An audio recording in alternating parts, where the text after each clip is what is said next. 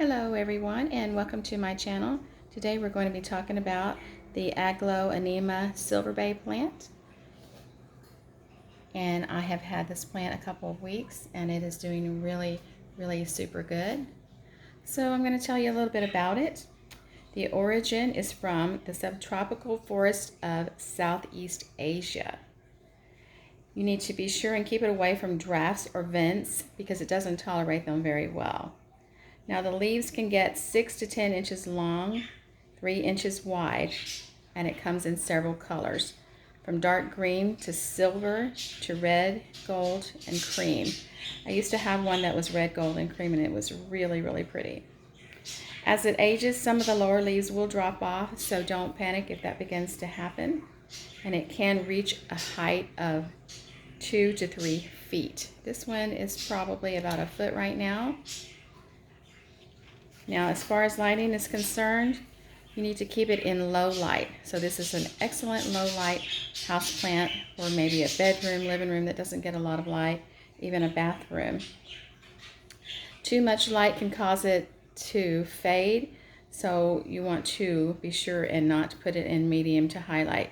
Now, it will survive in medium to high light, but again, the leaves will start fading if you do that. Watering. The most important thing about this plant is be careful not to use tap water or overwater or over fertilize. It can cause brown tips. I had one before and I believe that's what happened to me, and literally I lost my plant pretty much overnight, and I think it could have been the fertilizer and maybe a little too much water. So you need to be careful. Just water it weekly. Keep it moist but not soggy. If you're not sure about the watering, put a little less and just keep an eye on your plant after a few days, see how it's doing. But be sure and do not overwater this plant. It does love to be missed on a regular basis, so that's fine to do that. I give mine plant food every 2 weeks.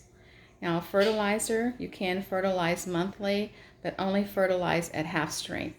And I would not even fertilize this plant bi-weekly, which you can with a lot of plants, but this one, again, in my opinion, I've had one before, in my opinion, it is a little sensitive to fertilizer and water, so fertilize at half strength monthly.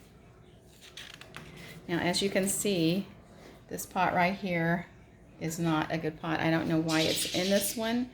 I don't think it is a good pot. It doesn't have any drainage on the bottom. So I'm going to just let it settle for a couple of weeks, and I'm going to transfer it into a better pot. When I do, I'm going to use my Miracle Grow potting soil. I think it's a super good soil and it works for me. But you can use any good quality potting soil. Now, repotting, you should always repot in the spring. That's the best time.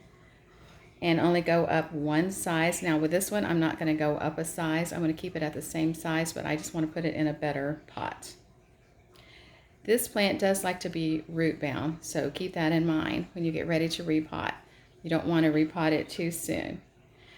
If you want to propagate, you can propagate by stem cuttings or root division, and you can actually root it in water or most potting soil. If you're going to root it in water, my opinion, again, don't leave it in there long. As soon as you see the roots, take it out and get it in some potting soil.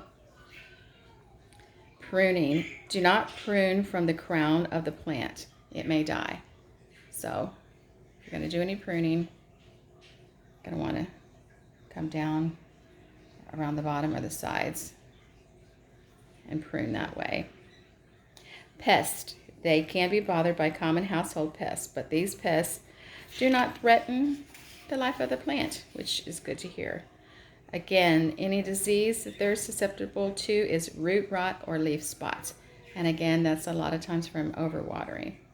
Toxicity, moderately toxic to pets and humans. So be sure and keep it up away from your pets so they can't chew on it, and away from your children. There you go. If you have any questions, be sure and link them below, and I will do my best to answer them. If you're new here, please hit the subscribe button and tap the bell for notifications, and hit the like button if you like today's video. Thank you so much for watching, and I will see you in the next video.